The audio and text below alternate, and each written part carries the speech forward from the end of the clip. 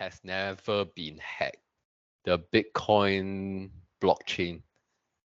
Is it the reason why the blockchain has not been hacked is because why? Well, actually, I don't know why. How is it not hacked?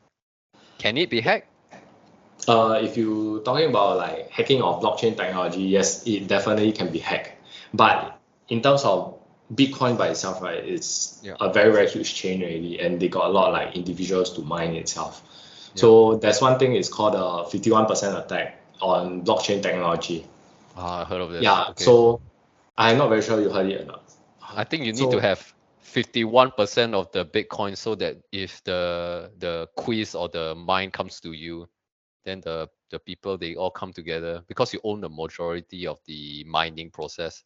Yeah. So you can come up together. But it's difficult because it's like gathering 51% of Bitcoin miners who are anonymous.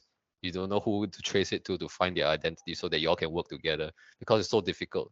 So it's like the effort is too much. The blockchain has already been developed until so widely circulated by around the world that it's really difficult to gather this 51%.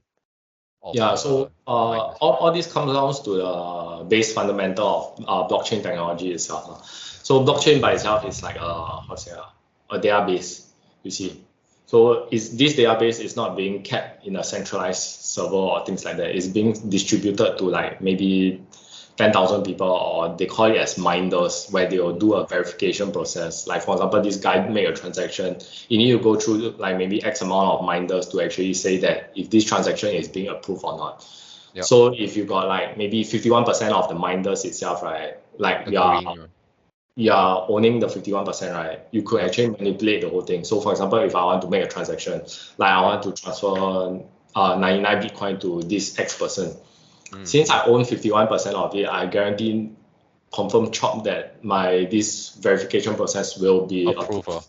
This is why they got this 51% attack. For this kind of attack, it is mainly on smaller blockchains. Yeah, we're still new. Still new. Then other things would be maybe misconfiguration of like the data access, things like that. Maybe they got a very weak password again to access their blockchain. Then people might be able to manipulate it, things like that. Or they got like smart contracts. It's like a mutual code that is run on the blockchain to maybe conduct some particular actions, things like that. Then maybe there's some vulnerability on it. Then they might be able to exploit it. Those kind of So I would think it's quite susceptible to, but it's quite difficult. So that's why nowadays we got in terms of our side we got some like smart contract, things like that. I mean the cybersecurity domain have like smart contract, penetration testing, things like that, or vetting, things like that. So that we can ensure that the smart contract is valid itself. But then my company haven't expanded to that particular realm yet.